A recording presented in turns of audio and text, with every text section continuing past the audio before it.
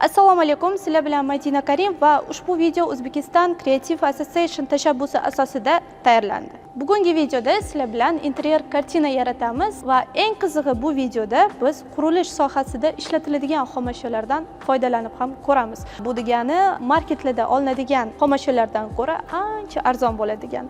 Bilasizmi, interyer kartinalarning yo'nalishi juda ko'p: minimalizm, abstrakt va hokazo. Kelinglar endi jarayonga o'tamiz. Kerakli barcha xomashyolar har doimgidek mana shu yerda chiqadi hozir.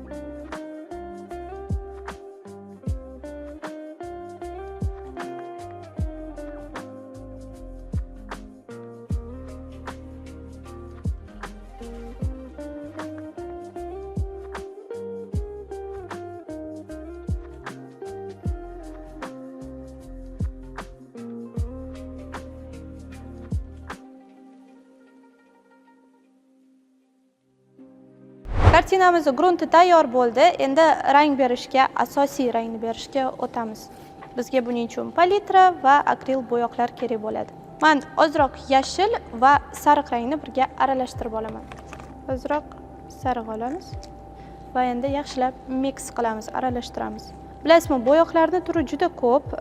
Masalan, moy bo'yoq, bu esa hozir ishlatayotganimiz akril bo'yoqlar. Bular sun'iy hisoblanadi.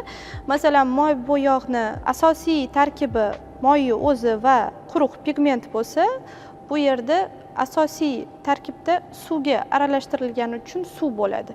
Shuning uchun ham og'zini ochiq qoldirsangiz, qotib qolish ehtimoli bor.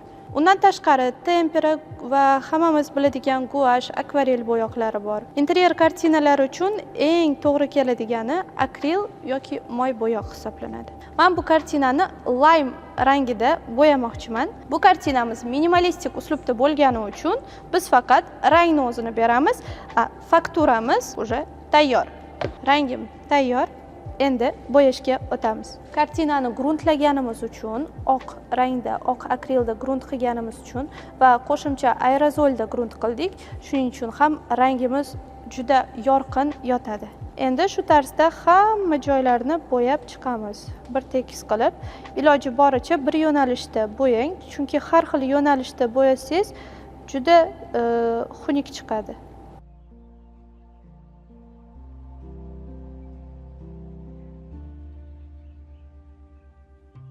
Xuddi shu tarzda to'liq kartinani hozir qoplab olamiz. Menimcha bu qiyin emas. Bo'yog'imizga men suv qo'shmadim, chunki bizga hozir quyuq konsistensiya kerak.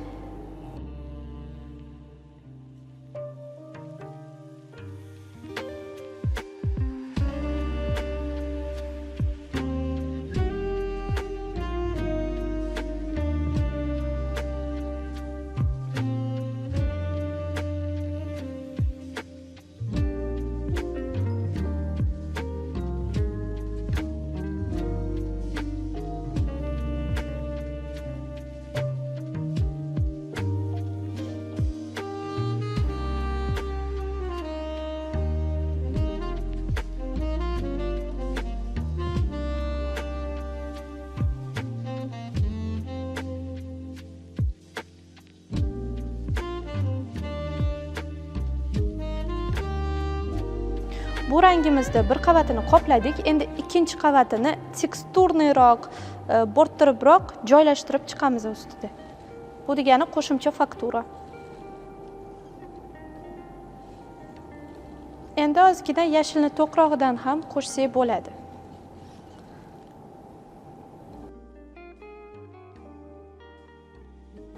Bu safar endi sal ochroq qilaman va yana o'sha qo'shimcha fakturalarimizni bo'rttirib yana chiqazamiz shu rangda. Unaqa o'zgararli darajada och emas. Sariqni shunchaki sal ko'proq qo'shsangiz rangimiz ochaveradi. Qo'shimcha fakturani yana mastixinda ham bersak bo'ladi. Orqa tarafiga olib, joylab, keyin ustidan yoyib chiqamiz.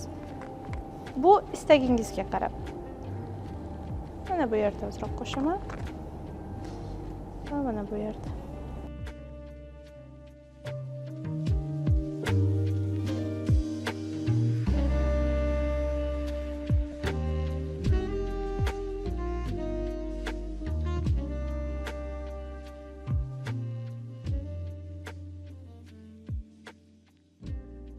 Kartinamiz tayyor. Endi yaqinroqdan ko'rsanglar bo'ladi.